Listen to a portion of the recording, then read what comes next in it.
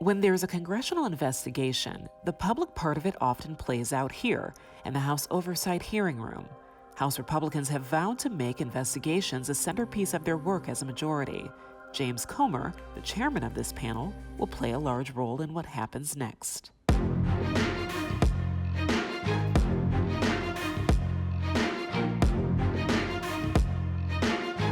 I know you've been saying for weeks and months now that the Biden family investigation, the withdrawal from Afghanistan, the origins of COVID are the priorities right now for this committee. What issue right now is taking precedence? We have the bandwidth to have multiple probes, multiple investigations going on at one time. Our first hearing, we're going to be focused on COVID funds. We're bringing in the Inspector General, someone from GAO, someone from the Fraud Division with Secret Service, because we're concerned about how taxpayer dollars are misspent in this committee. When it comes to the investigation into the Biden family, you are terming that as the Biden family investigation and probe, not just on the president. Why are you extending that out to his family instead of just focusing on him? We want to be very clear. We're investigating Joe Biden. But to investigate Joe Biden, you have to look at the Biden family and where their money sources come from. And that's what we're doing.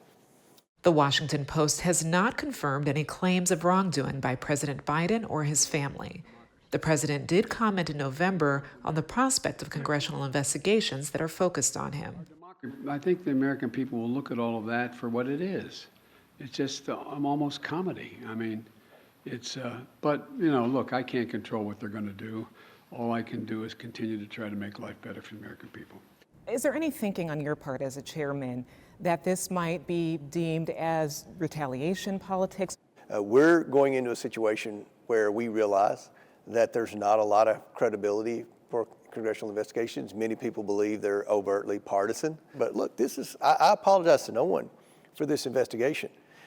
And look at, the question is, you consider this a revenge hearing. There were a lot of investigations of the former president. This, to my knowledge, is the only investigation of the Biden in the House of Representatives. This is the only one.